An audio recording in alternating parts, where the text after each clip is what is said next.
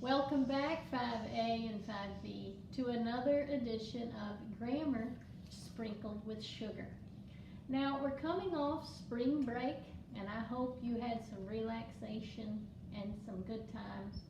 Let me tell you a little bit about Sugar's spring break. She did this.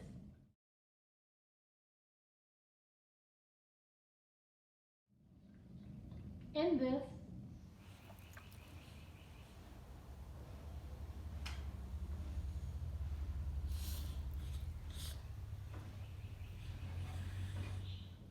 And a little bit of this.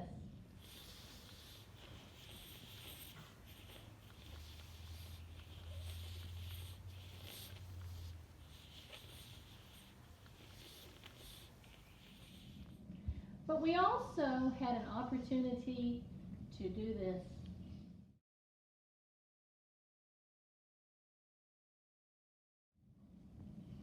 She tried to jump in. It's time though, Sugar, after all that relaxation, to learn some more grammar. And today's focus is commas.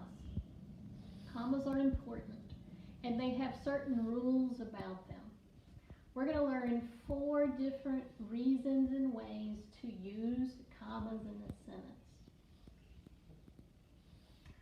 One of the ways that you use a comma is with a direct address. When you directly address somebody with their name in the sentence, you set it off with commas.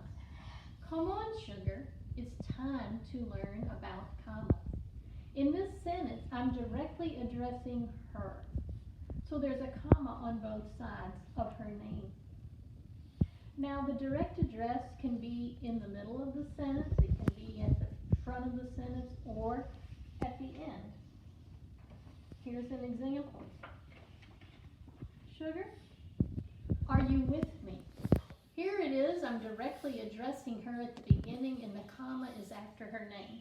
Sugar, are you with me? Are you with me? Are you learning about commas? Here is an example of the direct address at the end of the sentence. Time to eat. Sugar. I'm directly addressing her, but placing it at the end. Now I want you to imagine this sentence without the comma. Time to eat sugar. Don't be weird. Put your comma in before you directly address someone. Don't worry, it's okay. Another way to use a comma is called an appositive. And you can find all these examples on page 410 in your red book. Sugar, a sweet fawn pug, loves a good pillow.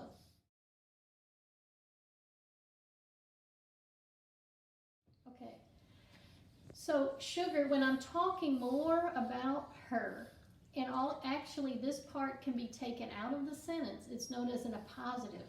It kind of gives more information. Sugar, a sweet fawn pug. That's the appositive, and it's set off by commas. Many times authors will use this if they use a word and they define it, okay, and then go on with the sentence. An appositive can always be taken out, and the sentence still makes sense. So you put a comma on both sides of an appositive. This happens a lot as you're reading.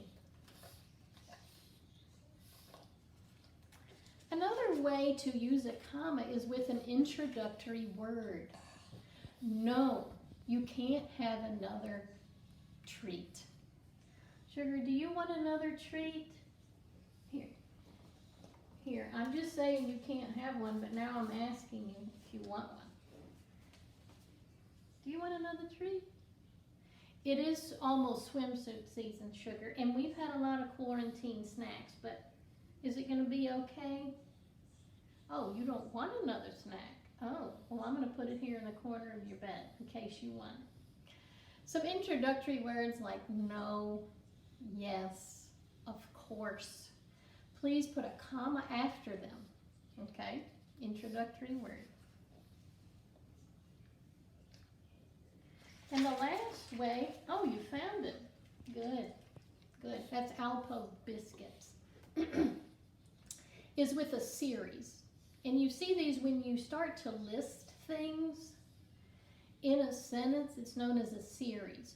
Sugar doesn't want to fetch, swim, or race. Here's the series. It's 3 things: fetch, swim, or race. Because it's 3 things, we notice there are 2 commas. A series can be very long. If it's 7 in a series, 7 things, you know how many commas you would use? 6. It's always 1 less than what you're doing. The most common number in a series is 3, and it would be a comma here and a comma there, okay?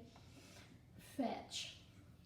I wanted to tell you that Sugar had a little visitor over spring break.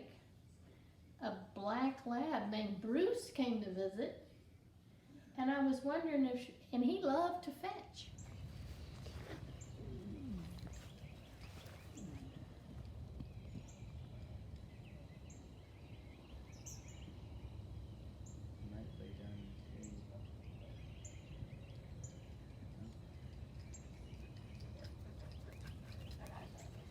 Sugar, do you like to fetch? No. And Bruce also liked to swim with the turtles.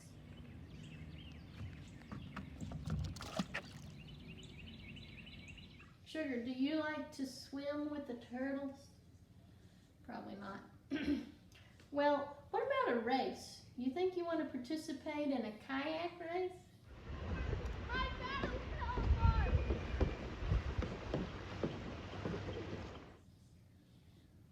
She doesn't really do a lot, but it's okay.